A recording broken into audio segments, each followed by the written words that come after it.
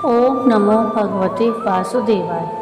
कामिका एकादशी व्रत करने से साधक को जीवन में सभी सुखों की प्राप्ति होती है और श्री हरि की कृपा प्राप्त होती है। वैदिक पंचांग के अनुसार इस बार कामिका एकादशी व्रत 21 जुलाई दिन सोमवार को किया जाएगा और इस व्रत का पारण अगले दिन यानी द्वादशी तिथि पर किया जाता है। इसके बाद विशेष चीज़ों का दान जरूर करना चाहिए। राधे राधे। बिरधाम चैनल में आप सबका स्वागत है। आज हम कामिका एकादशी यानी श्रावण कृष्ण पक्ष की एकादशी की व्रत कथा और कामिका एकादशी के व्रत का महात्म्य सुनेंगे। अगर आप सबको मेरा ये वीडियो पसंद आए तो प्लीज़ इसको लाइक शेयर ज़रूर कीजिएगा और प्लीज़ मेरे चैनल को सब्सक्राइब कीजिएगा।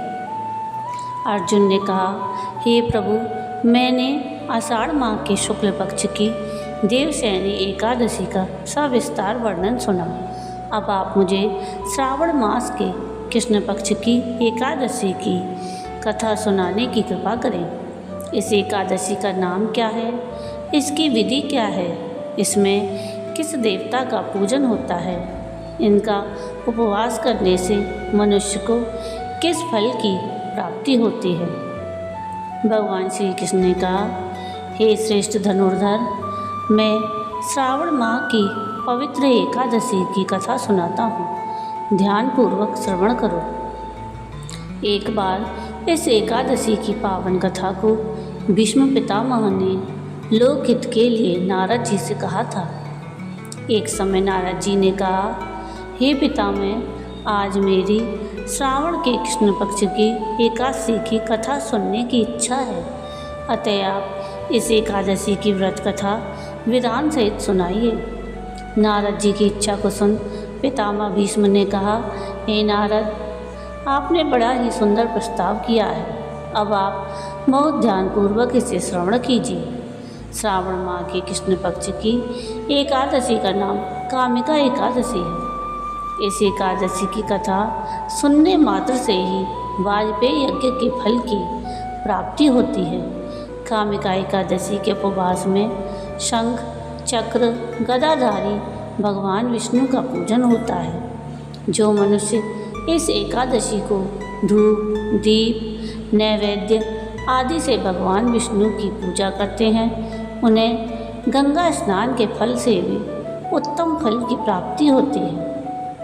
सूर्य ग्रहण और चंद्र ग्रहण में केदार और कुरुक्षेत्र में स्नान करने से जिस पुण्य की प्राप्ति होती है, वह पुण्य कामिका एकादशी के दिन भगवान विष्णु की भक्तिपूर्वक पूजा करने से प्राप्त हो जाता है।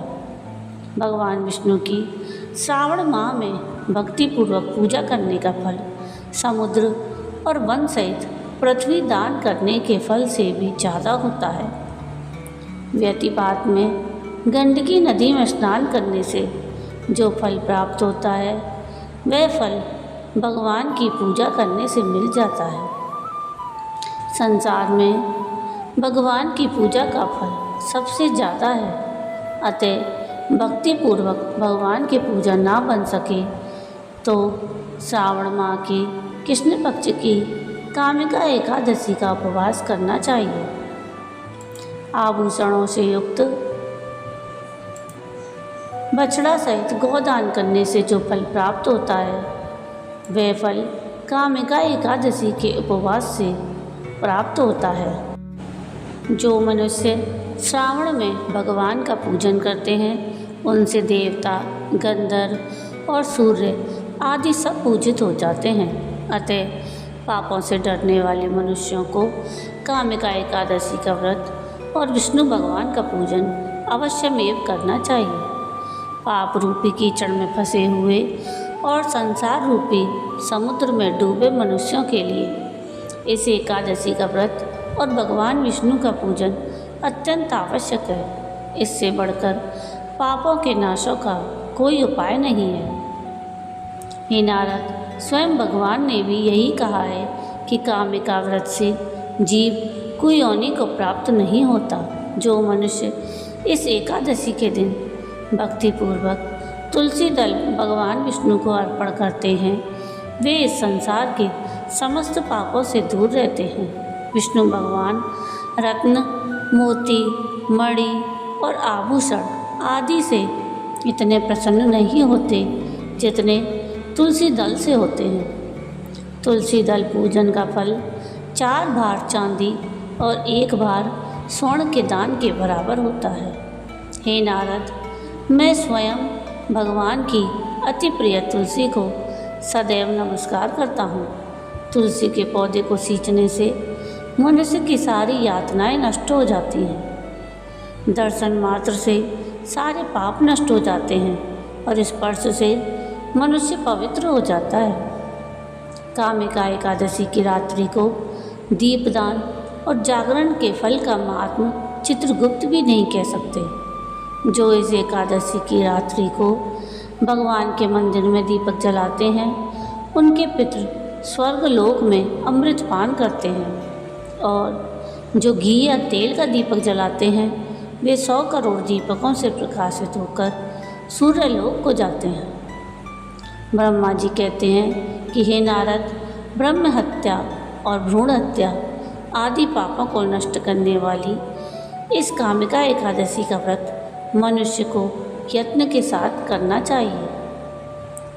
कामिका एकादशी के व्रत का महात्म श्रद्धा से सुनने और पढ़ने वाला मनुष्य सभी पापों से मुक्त होकर विष्णु लोक को जाता है। तो आइए अब सुनते हैं कामिका एकादशी की व्रत कथा। एक गांव में एक वीर क्षत्रिय रहता था। एक दिन किसी कारणवश उसकी ब्राह्मण से हाथापाई हो गई और इस हाथापाई में उस ब्राह्मण की मृत्यु हो गई। अपने हाथों मारे गए ब्राह्मण की क्रिया उस क्षत्रिय ने स्वयं करनी चाहिए, परंतु पंडितों ने उसे क्रिया में शामिल होने से मना कर दिया। ब्राह्मणों ने बताया कि तुम पर ब्रह्म हत्या का दोष है, पहले प्रायश्चित कर इस पाप से मुक्त हो जाओ, तब हम तुम्हारे घर भोजन करेंगे। इस पर क्षत्रिय ने पूछा कि इस पाप से मुक्त होने का क्या उपाय है।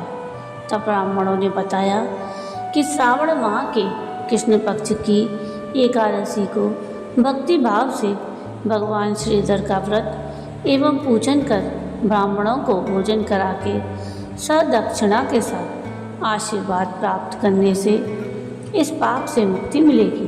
पंडितों के बताए हुए तरीके पर व्रत कराने वाली रात में भगवान श्रीधर ने क्षत्रिय को दर्शन देकर कहा कि तुम्हें ब्रह्म हत्या के पाप से मुक्ति मिल गई है। इस व्रत के करने से ब्रह्म हत्या आदि सभी पाप नष्ट हो जाते हैं और इहलोक में सुख भोग कर प्राणी अंत में विष्णु लोक को जाते हैं। इस कामिका एकादशी के महात्म के श्रवण और पठन से मनुष्य स्वर्ग लोक को प्राप्त करते हैं। जय श्री हरि। तो ये थी कामिका एकादशी के व्रत का महात्म और कामिका एकादशी की व्रत कथा।